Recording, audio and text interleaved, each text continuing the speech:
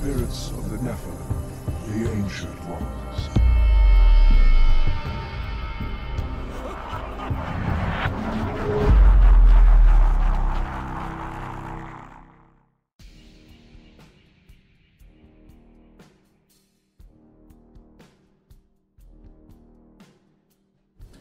Hello and welcome to Let's Fix PvP.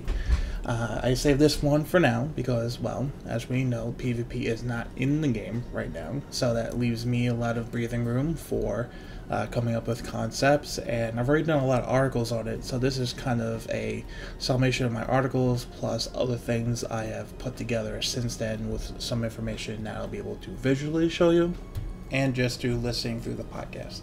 So with that, let's move on to the first point. And the first point is really a simple one. With any real MMO RPG game out there, whether it's old or it's new, PvP has been a part of it.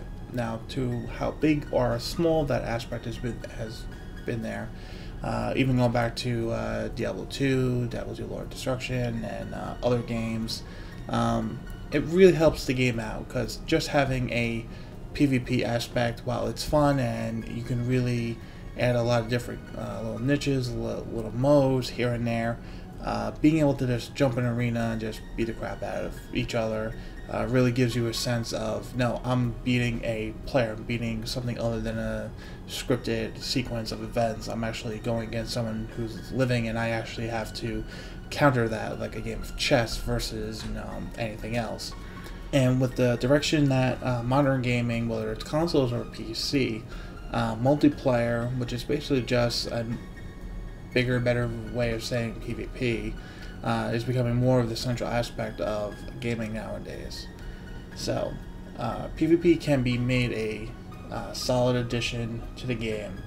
It can really be advanced off the tweaks and core systems such as brawling. Even though it's very simplistic, they can really take away a lot from that and really make a fuller-fledged system than Team Deathmatch was back when they were first developing it, and also contribute a lot to advancing the franchise as it is. So the first way to massively improve the PvP prospects when that comes out in the patch that does supposedly 1.1, and also the PvE aspect at the same time, is to really thoroughly build a custom games outlet. Now, I know I've said this before, I know a lot of people casually drop this around, it's almost becoming monotony at this point, but with the console version coming out, and then probably having to build some form of a custom games or lobby aspect to it for joining up, besides just, you know, finding your friends, to make games more fluid. That's why you're not waiting around for your friends to come online, you can just go with random people. They really should do that, and it would really be beneficial to the game PvE and PvP wise. The next point is that they really need a good matchmaking system, and I don't say this lightly. They really have to figure out the right way to do it, the right parts of the game to balance off your character and not go off of too trivial things. Now, in the past, going by something as simple as your wins and your losses may have sufficed, but usually that's not even remotely close to being the best way, because your wins and your losses can usually be derived by luck, especially in MMO arenas such as the WoW arena, where you're basically doing the same thing, it's just whoever gets lucky with a hit or a crit here or there. And also, it doesn't take into consideration the biggest probably issue with that system is gear imbalances, as far as, like, say, fresh level 60 versus a veteran level 60. The gear disparity there is huge and would really affect outcomes, on top of the fact of Paragon leveling with the 300 primary stat, the 200 vitality, and then the 100 of the other two or three stats there.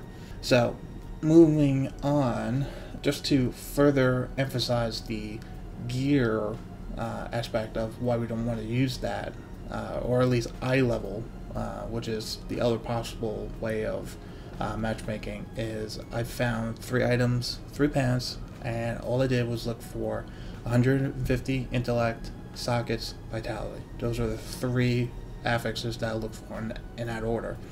And the first item is eye level 58, the second one is eye level 60, and the last one is eye level 63. Now, there's not a huge, if any, disparity on the intellect. There's 152, 151, 151. But then when you go to the vitality, the 58 has 290 versus a little over 80 and 70 respectively for the 60 and 63. And then when you go down to, say, the secondary affixes such as resistance or armor, while the 58 has about half the armor, it also has 2 sockets, where you compare it against the eye level 63, which only has 1. And when you're talking about PvP, you want to live. So the vitality and having the extra sockets to put vitality or strength gems in, or intellect gems, or any kind of gems you want to put in there, really makes a difference. So in this case, the eye level 58 will probably be your best choice, if not the eye level 60. And you would be considered a lower level in a eye level gear check. So, but you would probably win more because that is a better item quality than the eye level 63. So I just wanted to show you those 3 items and just really kind of drive it home how eye level gear ranking in Diablo 3 won't work as where in other MMOs or action RPGs that don't have the RNG effect of random generated numbers for primary stats on your affixes. So how are we going to do this whole matchmaking thing? How are we going to make it work? How are we going to do it the right way? Well, the best way to do it, I think, is the way Diablo Progress has it set up and the way they've done it with other games is they come together with one hero score. And this hero score would be basically seems to be derived from 2 major principles of any character, which is the effective health pool and the unbuffed damage.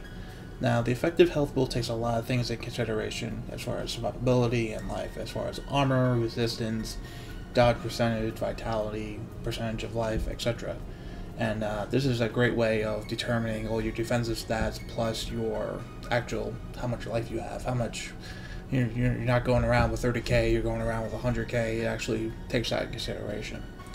Also, when you go over to the unbuffed damage, it takes into consideration your attack speed, your primary stat, your crit hit, your crit chance, your elemental damage percentage increases, any extra primary stats that you have, whether it's innately through your gear, whether through sockets, or whether it's also through your paragon level. So even your paragon level is taken into consideration with the unbuffed damage, so we don't have to worry about that with hero score because it's already innately in there.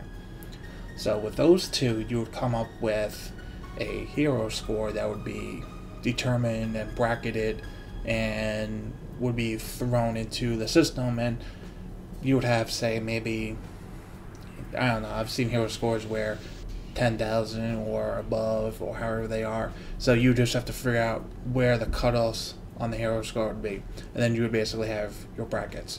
And then once you upgrade, you go into the next bracket, and it may be tough at the beginning, but that's where you need to be. And as long as those brackets aren't too high, or too big, where if you're just getting in there, you're really getting nailed down by opponents, I feel that is probably the best way to go. Keep it the best way balanced. And that's why you don't have to worry about your gear. You don't have to worry about the paragon level. You don't have to worry about this guy stacking his armor. Everything's taken into consideration, and it puts you where you need to be.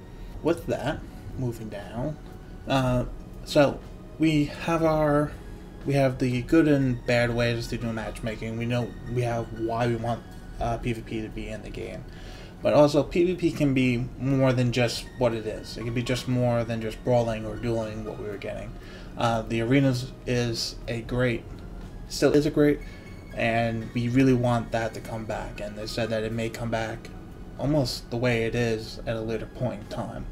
I've also written articles where I've come up with territory holding, basically capture the flag. You just go in an area and you just hold down a point for a certain amount of time. And that's on the website. You can go there, but it would be really fun and interesting because your objective is really moving around. So there's 2 objectives. You have to get to a point, you have to hold it for a certain amount of time, and you have to get a certain amount of points to win the match.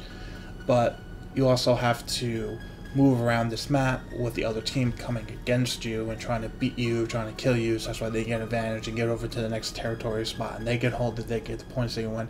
It'd be very action paced, it'd be a very quick way of getting the PvP action that you would want out there. And then we do expand it into more, I would say, PvE modes, which would be battle bays. It's simply your typical Call of Duty or zombie waves. Basically, you and a group of your friends go into an arena or a specified place, and you just have demons crawling out of everywhere. And then later on, you have portals opening with bigger ones. And then every so often, you get like a boss wave. That's just a boss and a couple of underlings coming in through. And you just keep on going and going until your group dies out. Very cool, very simple. Be very different than the current game is right now, and they could really gel it up. The next thing is battlegrounds. Now we've had battlegrounds in WoW and Steam, Warhammer Online, and Rift and Aeon, and it just seems like, well, how could you do that in an isometric game such as Diablo? And you could. You can just zoom out the view. You can nail it down to maybe 8 per side and just really build the maps well, and it could be done. All this stuff can be done if the incentive is there and they do it right. I'm just putting concepts out there for you to judge and just give you guys ideas and see if anything sparks with you. So battlegrounds can be done, and I really feel that that's like the highest end of the PvP spectrum as far as team play and, dare I say, even esports, if that was even going to come down the pipe one way or another, whether Blizzard wants it or not. So this is all fun and good, but where are their rewards? Or what are those rewards going to be? So with that said, we already know that the rewards we were going to get, because they've been data mined, and I've shown them before, Diablo fans has had them, and they've been there for a while, would be banner sigils and banner backgrounds. Pretty standard stuff, same as really any achievement kind of stuff. But also during beta they showed these screens, which I will show you, that had accents that were coming down, so your banner just wasn't a weird vertical flag, and which really show off your prowess as a PvP character as well as a hardcore character. They don't really have that for the hardcore character flags, and doesn't really give you that feeling when you first log in. So they could do that, and then they can also do specific items for PvP that would only work against players. I really think the easiest way of doing a system like that, where it's only against another player, but it's not taking away from your PvE side as far as, okay, I have to get another piece of gear for only PvP, is why not work it into the socket system? Why not have certain items, a new class of gems that would be PvP specific, as far as like percentage of damage reduction, other specialty damage gems that they could introduce that would increase the effective use of the jewel crafter. So it would be a big uplift for the game as well. You're using systems that are in there to help out other systems get up there as well. So I really feel that's a great way of doing it. And then they would also display the tokens that you were going to get whether you win or lost, and those tokens were going to be used for, supposedly, for getting small, medium, large health pots and certain types of elemental magic resist potions that they were going to introduce. Don't know how functionally they were going to work with the action bar system. I don't know if they're going to have like an F1 through 4 type system or however it's going to be, but at least they were thinking that far ahead of having resistances and specific PvP health potions. So I think that does it for this Let's Fix. I really think I went over the basics of what they could do and really go over the pitfalls of the matchmaking system and try to figure out another way. That really is it. It's not that hard. The hardest part is the matchmaking system. That's why I took so much time with it. But after that, the sky's the limit. It really is however far they want to take it and how far they see it becoming its own portion of the game. So that's it. Hopefully I'll have another one coming up shortly. I'll have to come up with a topic. Itemization was done, I think, rather well with the recent blog post by Travis Day, and then we'll wait for that PGR before we decide to do a Let's Fix on that. So we'll give him time, we'll give him some credit, and that does it. So as always, like, comment, subscribe, and I will see you next time. Have a good night.